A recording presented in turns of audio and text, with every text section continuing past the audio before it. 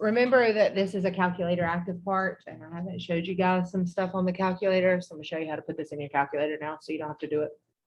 Got it? All right. So when you turn your calculator on,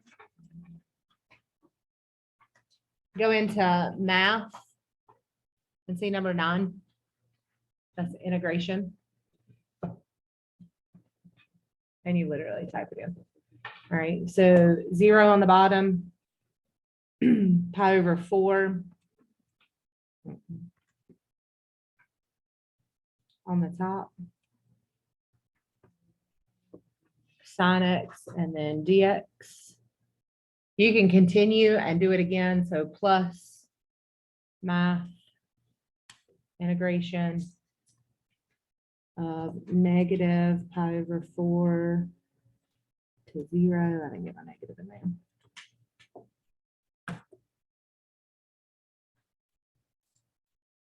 And then cosine x. Oh, did I screw something up? Do what I do? What'd you say? Oh, yeah, you're right. I didn't do that. It's at the end. Thank you. And then you get your answer. Oh. That's it. What was that?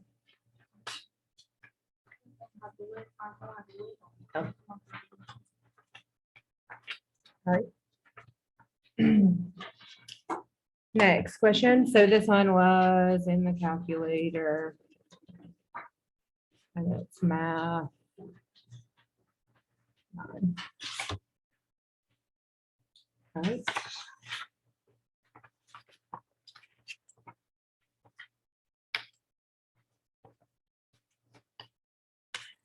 I'm going to skip around a little bit. Let's go to 34. I'll come back to those. I figure we'll get all of these done before we finish today. So f prime of x. So here's the thing that you need to notice, that this is already the derivative, and it says find f of x. So remember that you can get rid of the derivative if you'll take the integration. They're opposite of each other. So you want to integrate 3 sin x dx, 2 cosine x dx. Excuse me. What's the integration of sine? What is it? Just regular cosine? Negative cosine. So negative 3 cosine x. What's the integration of cosine? So 2 sin x. And then we have plus c. It says f of 0 equals 5. So to be able to find that c, we're going to set this equal to y. And then you plug in your x and your y. So we already know that it's going to be one of those two. Does everybody understand that? It's going to be one of those two. So then negative 3 cosine. What is our x value up here? 0. 5 is your y.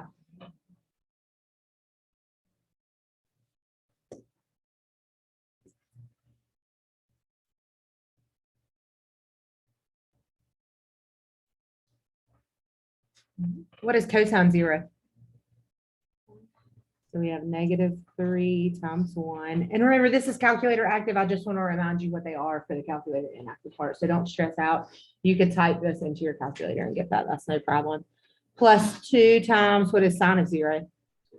0. Plus c equals 5. So your 2 times 0 goes away. How do I solve for c? So we get negative 3 plus c equals 5. We add 3 and c equals 8, which is b.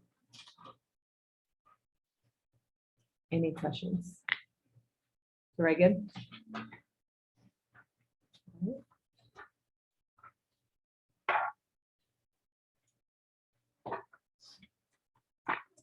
Good. The graph of the f is shown below, which of the following is true about the function at x equals 5. So right here, the derivative of 5, so f prime of 5 is undefined. F of 5 is undefined. F prime of 5 equals 0 or none of the above. Which one is this? What'd you think? You have it back. I graded it. Did anybody get it right? What'd you get? Why do you think that it's undefined?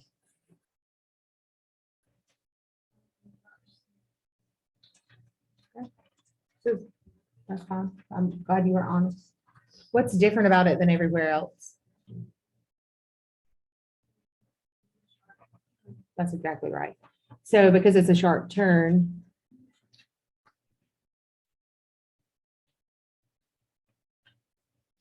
we can't take the derivative.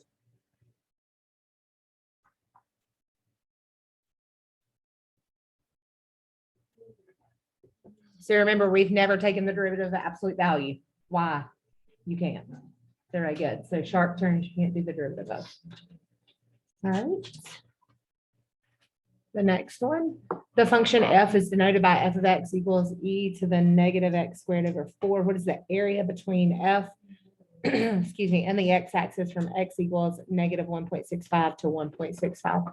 So how do I set this up? Remember, if it's between the x-axis, there's nothing to subtract. We're just seeing how far is it from there. So how do I set it up? What am I doing? Integration from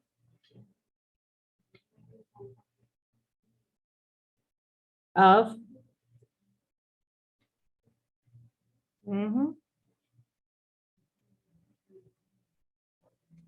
What can I do now?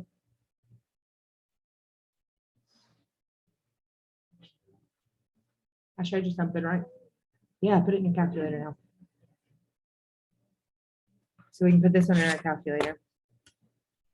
So math and 9, negative 1.65. Sorry, my buttons are sticking. 1.65 e to the negative x squared over 4 dx.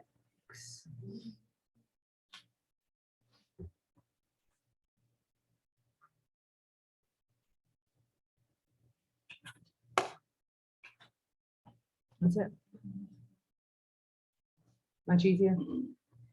Okay. So remember, when you get your calculator active on the next time that we do one of these, you can use your calculator to find the integration. Very good.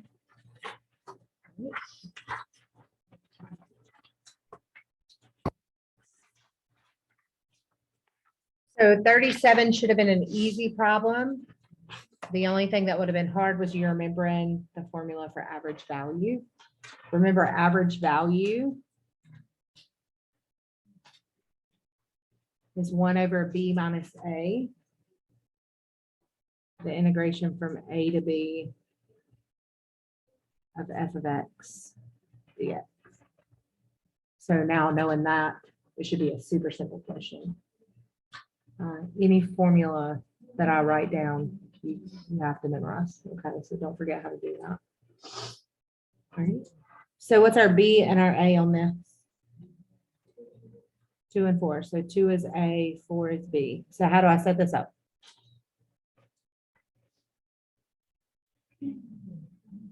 One over 4 minus 2, integration from 2 to 4 of,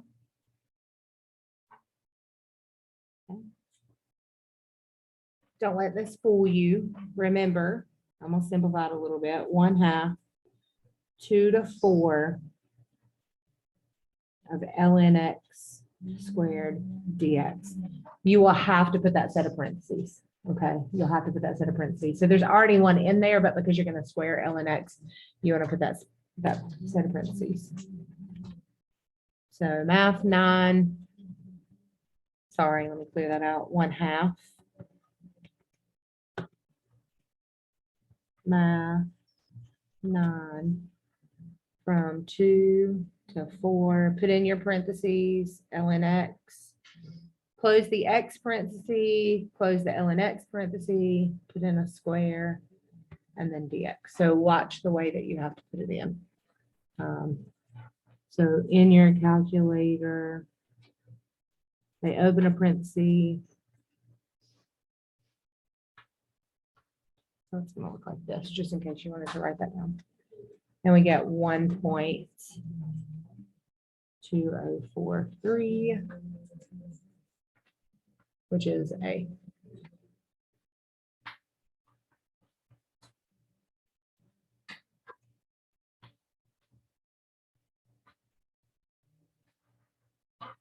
All right. So when you see this, these problems are not hard, but it's the derivative of the integration. So do the integration first and then find the derivative. So what is the integration of cosine t?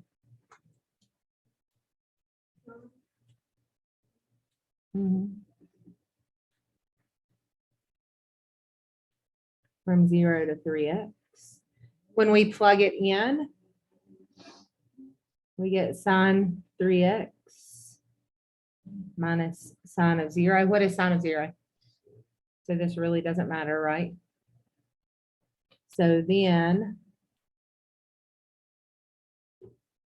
we're going to take the derivative of this. What's the derivative of sine 3x?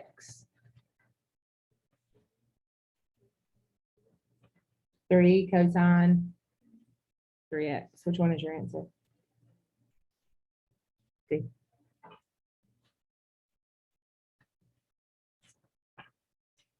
So lots of sines, lots of cosines. I told you guys that they like to do that because those are the easy ones to remember.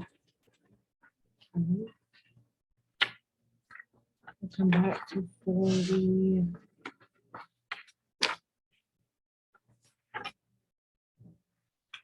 $41.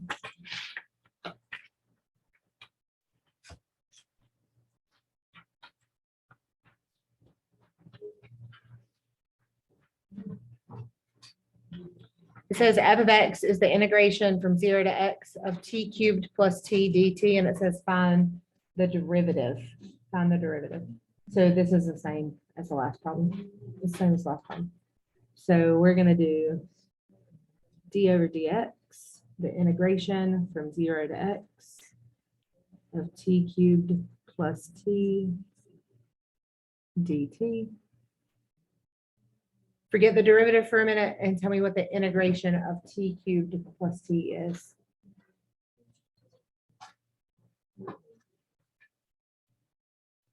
T cubed. Just t to the fourth. Remember, the derivative brings down the power, not the integration. That's all right. All right. And then t is t squared over 2. And then we have 0 and x. Plug those in. X to the fourth over 4 plus x squared over 2. What's going to happen when I plug in 0? Just going to give me 0 anyway.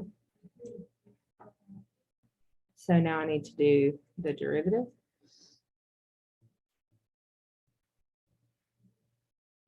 I have 1/4 x to the 4 plus 1/2 x squared.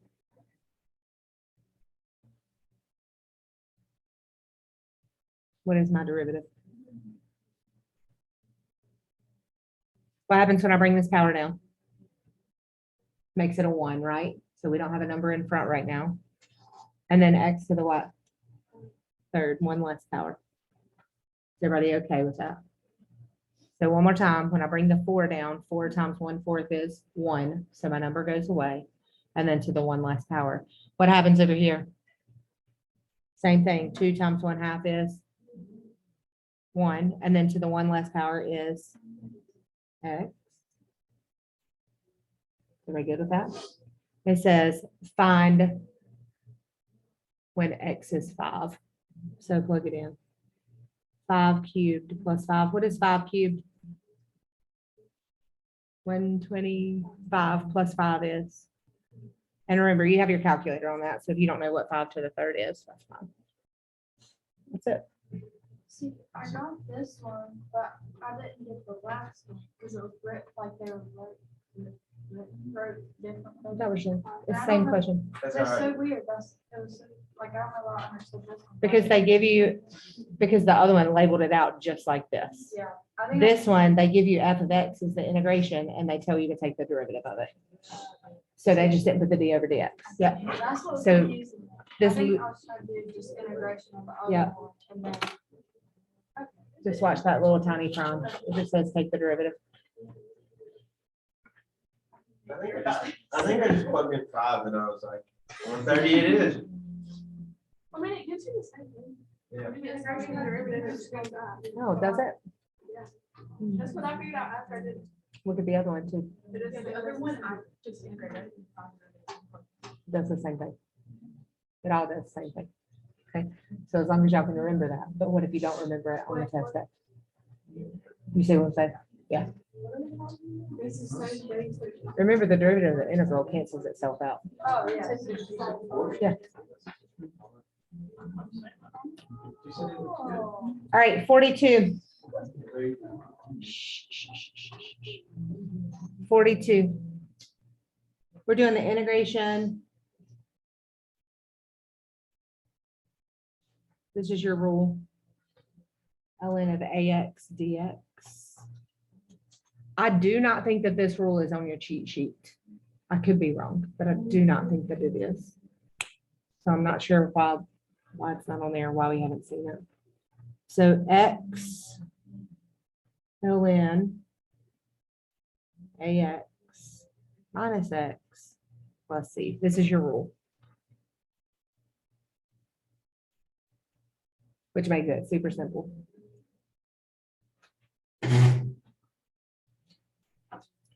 X ln was our ax in this problem. Minus x plus c. That's it. Which one's your answer? So if you know the rule, it's super easy. So this may be one that you have to add into your little cheat sheet. That's what we're going to start on next, is working on learning that cheat sheet. Okay. All right. 43 is 200. 45. It's not that it's easy work, it's just a lot of work. Okay. So you guys keep getting like these distance, velocity, and acceleration. You need to know the order in which it goes in. So I'm going to go ahead and tell you, like I said, if you know this, this problem becomes super easy. Distance is the integration of the velocity. So it says find the distance traveled to 3 decimal places in the first 4 seconds for a particle whose velocity is given by this equation where t stands for time. So how do we find distance? Integrate 7e to the negative t squared, and we're doing dt. You can pull the 7 out. Where are we integrating from?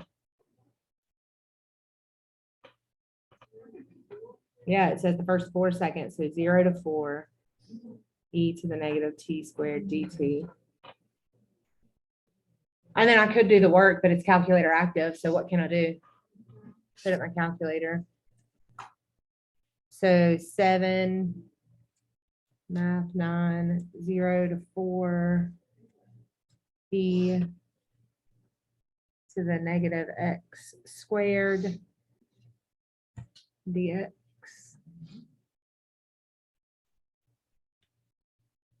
And we get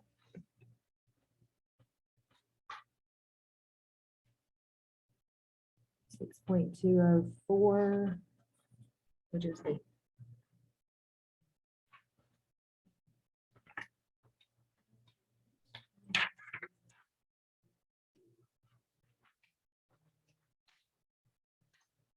go to 32.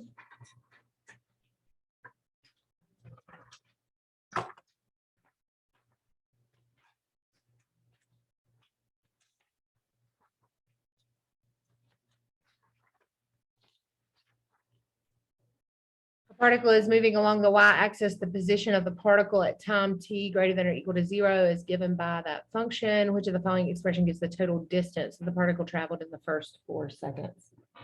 So the first thing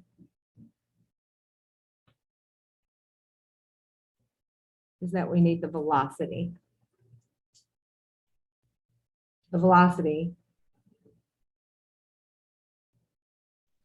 is the position derivative.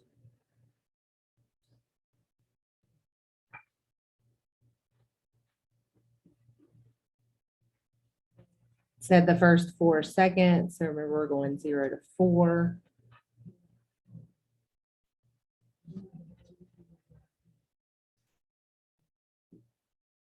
All right, so here's your position. All right, so part 1, we're doing y cubed minus 4y squared plus 7 over 2y. So the derivative. What do I get? What's the derivative of y cubed minus 4y squared plus 7?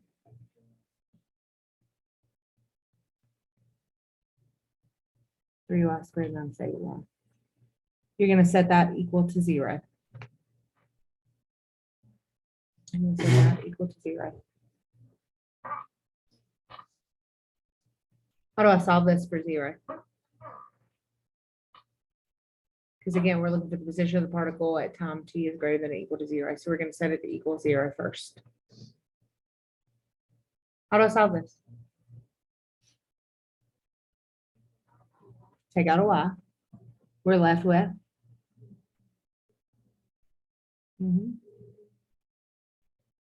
Your first one, you're going to set both equal to 0 is going to be 0. You're going to solve 3y minus 8 equals 0.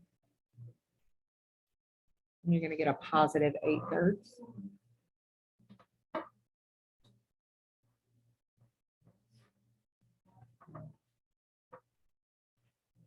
And then you're going to integrate the velocity.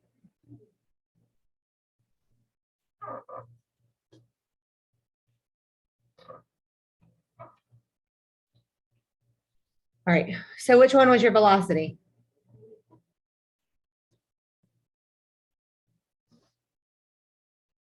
Which equation was your velocity? Okay, so the reason I tell you that is because we can eliminate A and B because those are position functions. Now the question to you is, why are there 2 of them? What is happening right here? What's happening? Why do you think it's split up? What we need to, what would we need to do to be able to find out why it was split up and where it was split? Graph it. Let's graph it and see what happens. So 3x squared minus 8x. Oh, sorry, I'm still on Math 1 or pre-cal or something.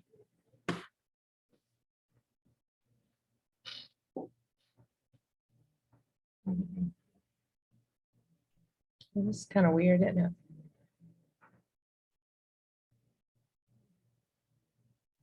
What do we do? Look at this.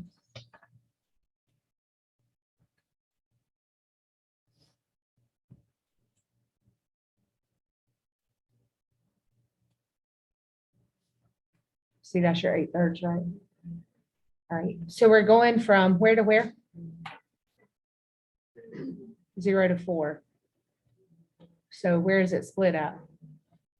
8/3. That's why we did the first one solved, so we can find those numbers. What do I need to go from? All right, so my question is, which one is it going to be? So we have 8/3, 0 to 8/3, and then 8/3 to 4. So they're both the same, but this one is a minus and plus, and then this one is a minus. How do I know which one's which?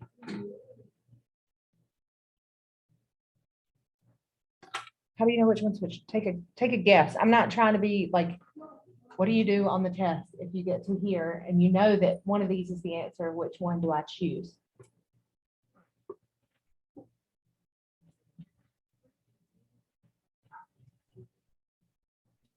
absolutely. Not necessarily because it's decreasing, because it's underneath the x-axis, right? Does everybody see that? So it's in negative values. So D is going to be your better choice.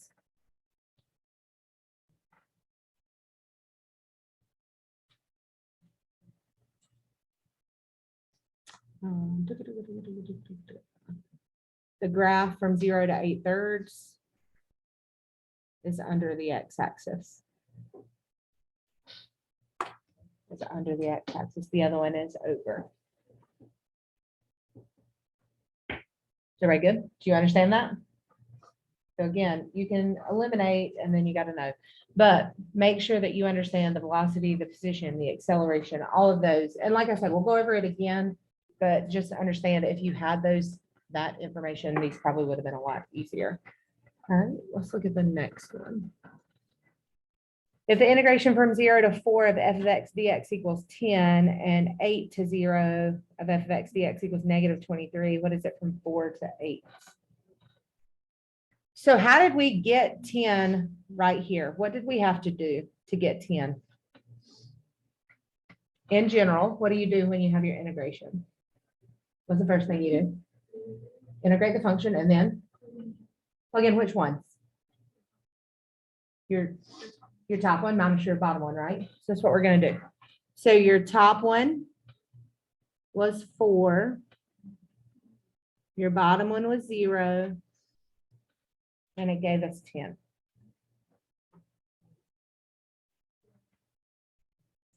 In the second one, the top one minus the bottom one, and just be careful on that top, bottom, not big or little. So everybody see how it's kind of switch it up there. That's why we have a negative equals negative 23. What do they have in common? So let me give it to you a little bit different. What if we had x minus y equals 10 and y minus z equals negative 23? What do you know about both equations? What do they both have? They both have a y, right? So we're going to solve it for that y so we can put them together. Okay, so watch this.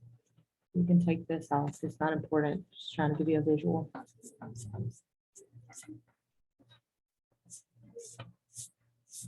Okay. We're going to take f of 0 and move it over.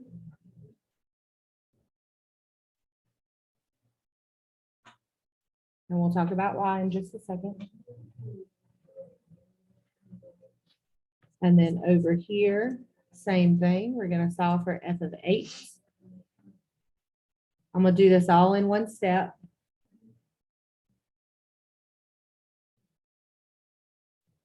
It'll be f of 0 plus 23.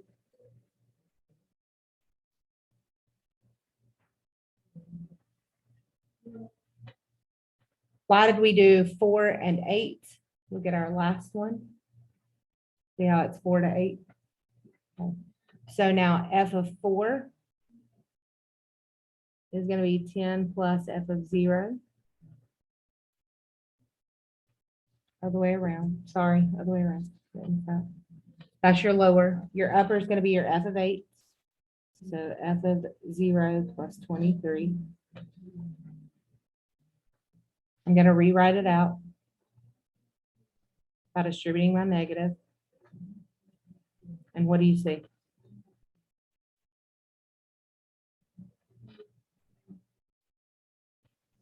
What do you see? What are you left with? Which is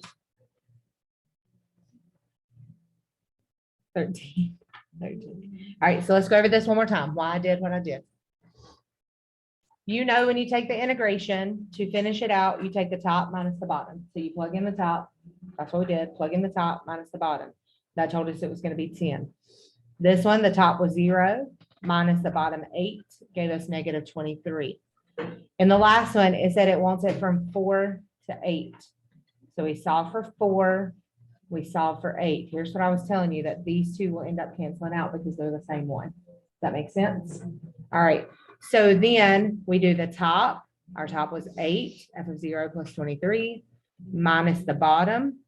Change your signs, it all cancels out, gives you 13. So it's not as bad as it looks again. It's just weird to think about it like that. That one, page is done. That page is done. Page is done.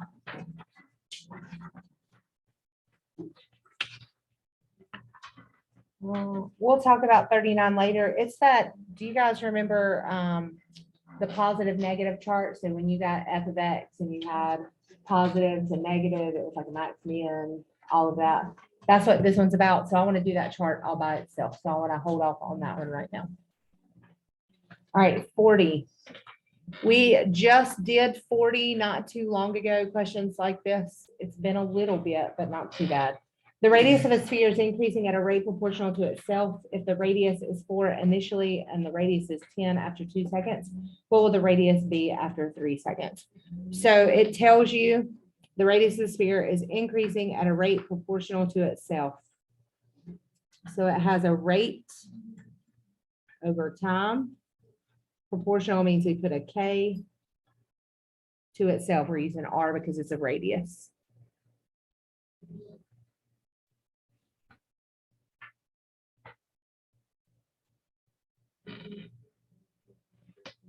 We want to get our R's on the same side, and then that K can go with the DT. So when we solve it out, we're going to multiply by DT, divide by R. We want our R's on the same side.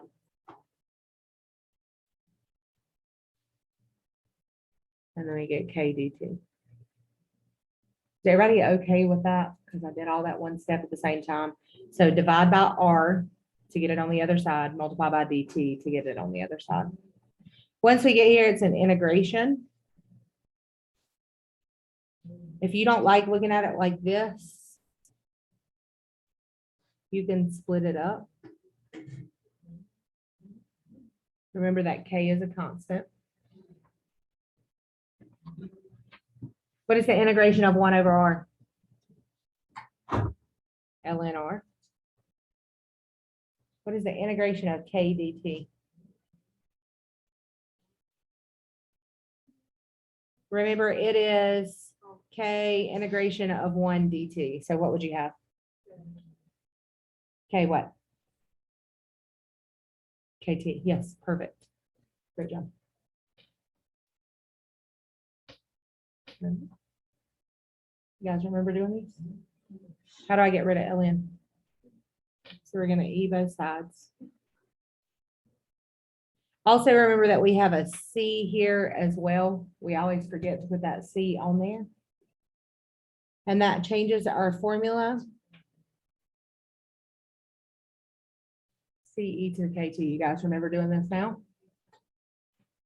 Okay, so remember that plus C will come down and be just in the front. Now we use that formula with the information they give us. What is the first thing they gave us? The radius is what? 4 initially. What does initially mean?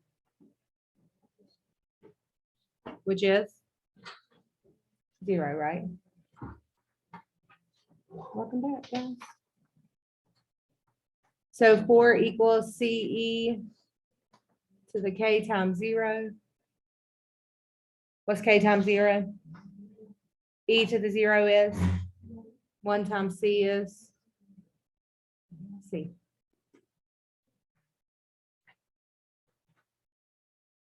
Use your formula again. R equals, but we know that C is 4 E to the KT. What's the next information they gave you?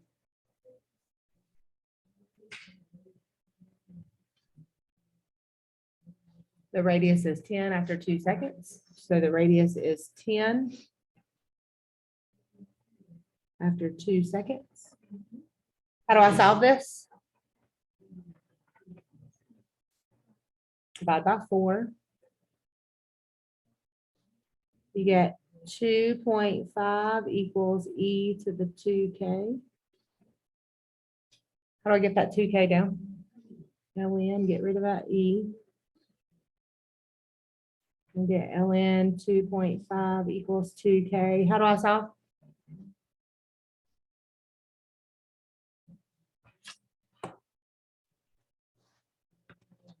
ln 2.5 divided by 2 gives me that k is 0.4581. And again, I would go 4 decimal places. What's the last thing it asks you to find? The radius after 3 seconds. So right now, we know that we have y equals, or r equals, I'm going to put an r for radius. Our c was 4, our k was 0.4581, and now they want to know about 3 seconds. At this point, it's literally plugging in your calculator. 4 0.4581 times 3. And we get the radius is 15.8092. For A, which is 15.81. So once you remember this part, y'all, this equation is going to be the same. So if it asks you a rate proportional to itself, you can just go ahead and write that formula. You don't have to do all the work, but you can see the work. Okay.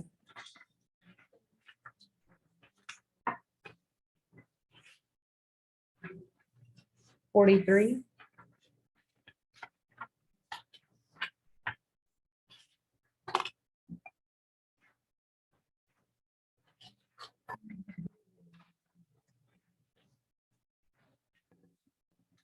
All right. So 43 says, given these two functions, find the values of A and B that make F differentiable for all of X. So remember this first thing, it has to be continuous. What does that mean? What does continuous mean? There are no holes, breaks, gaps, nothing crazy, right? So it's got to be continuous. So when we look at this, where does the point in question? What do you think? Say it again. 2. The point in question is going to be 2 because that's where it's at. So this one, 2 needs to work in both. It has to work in both. If it doesn't, then it's not going to be continuous.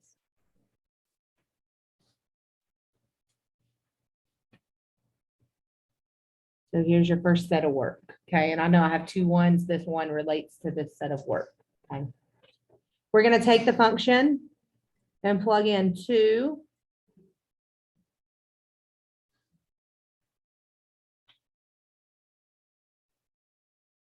We're also going to set it equal to the other function because it should be equal at 2. Remember, they can't have a gap, right? So if you think about that line, that imaginary line where they're bounding these 2 graphs, they have to overlap. So they have to be at the same point. That's why we have to set them equal. So 3a times 2 plus 5b. So all I did was plug in 2 because they need to be equal. So those 2 points overlap and there's not a gap or a break at that boundary line. So we get 4a plus 6b plus 14 equals 6a plus 5b.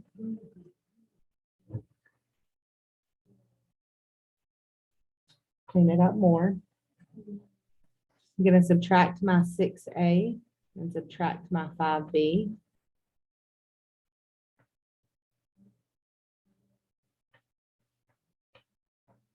I get negative 2a plus b plus 14 equals 0.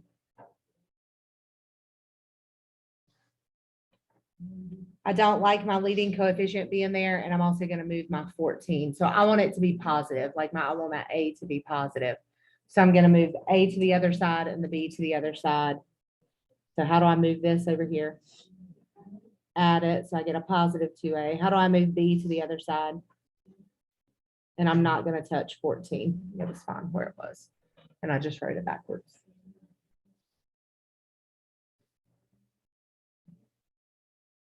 The second thing, it says the values of a and b that make f prime differential for all x. F prime has to have the same value.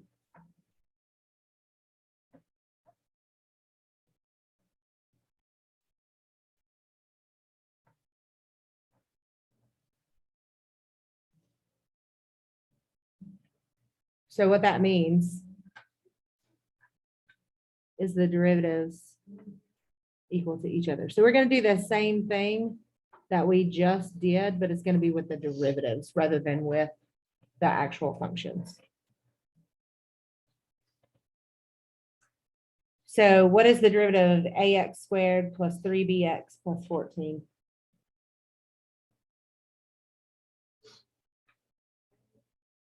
Two ax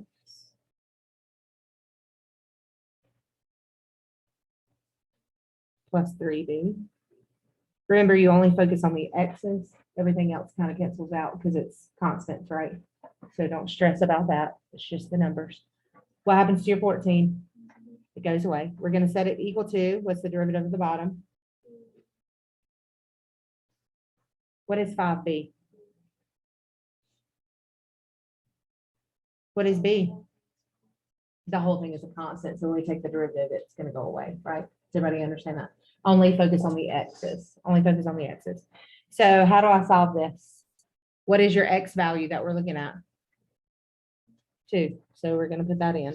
2a times 2 plus 3b equals 3a. So I said we're going to do the same thing. We're just going to do it with the derivatives. What's 2a times 2? So we have 4a plus 3b equals 3a. What can I do now? I get a plus 3b equals 0, right?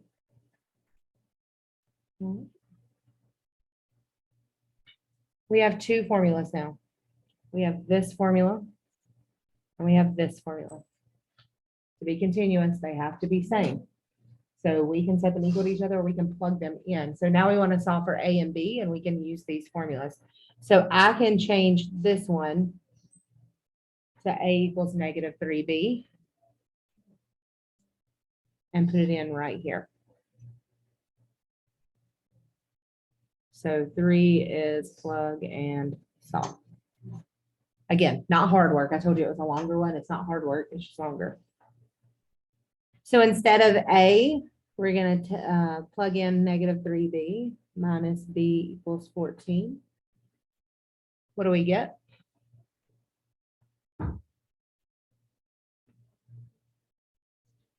What is negative 6b minus b? How do I solve? And we get b equals negative 2. So there's one of them. If you look, there's only one answer choice that says that. How do you get the other one? It says a equals negative 3b. Negative 3 times negative 2 is positive 6. Again, you didn't have to do the second part of the work because you got the first one. The second one would just be checking it. All right. One more. And like I said, I'll go over that chart with you later. We'll probably have to do a couple problems again to go over that chart. All right. A circular shock wave is spreading from its point of origin at the rate of 640 meters squared per second. How fast is a point on the boundary of the shock wave moving outward in meters per second when the boundary is 100 meters from the origin? All right. So the first thing that you want to do, I think this is 44 is probably the hardest problem on here. Not that the work is hard, but what you have to do to set it up to then get to the work. So we need to find the relationship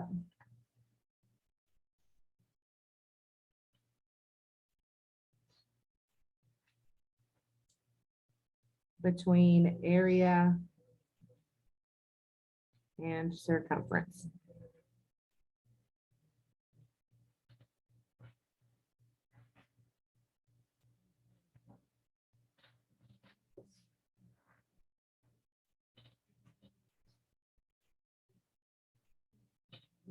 So tell me what your area formula is of a circle. R squared. What is your circumference?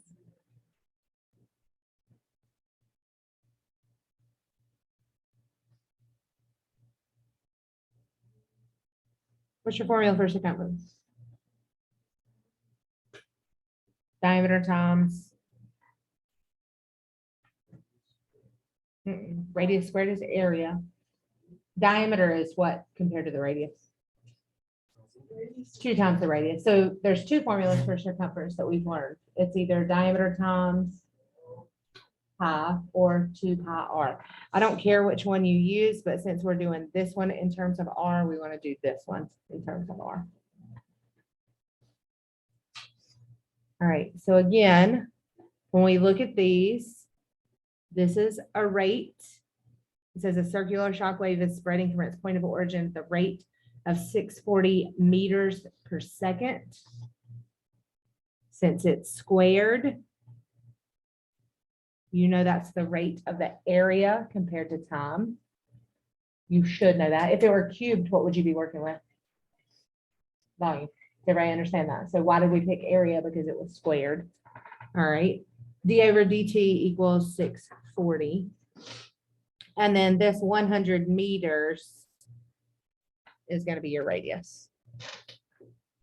So that is everything before you even start the problem that you need.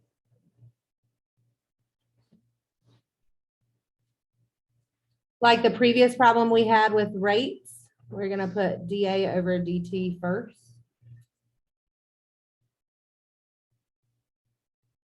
We have to relate the area to the circumference. So we're going to use our 2 pi r. And then dr over dt, the rate of the radius over time.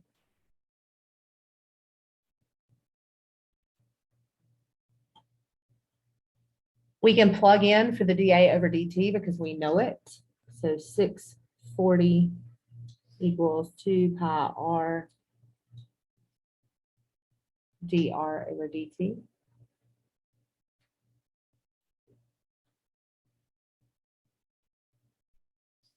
And then I want to solve for dr dt because I'm going to use it in another formula. So how do I do that? Okay, what else? What is our r?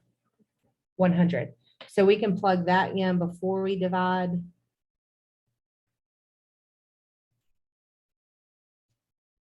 Okay, so remember that r is 100. So we get 200 pi. And then you said divide.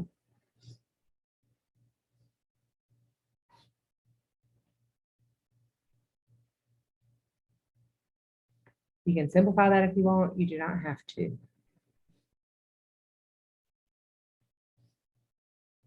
So then we need to find the rate of the circumference, because that's what I asked for. Instead of finding the rate compared to the area, we want to find the circumference. And it's going to be 2 pi and your rate dr over dt.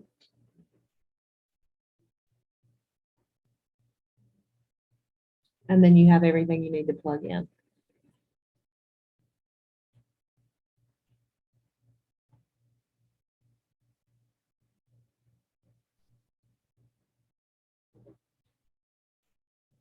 Okay, why did we do circumference here? What does it ask? How fast is the point on the boundary moving? So think about like the end of the second hand on a clock. That's what we're looking at. So that's why we're using circumference at the very end. Okay, why did we use area? We were talking about a shock wave that pulls through the circle. Does everybody understand like why we did the 2 different ones? All right, so then when we plug this in our calculator, 2 pi 640 over 200 pi, you get 6.4. And I think that's all of them except for the chart one. Let me check just to make sure real fast. Good, good, good, good. All right. All right.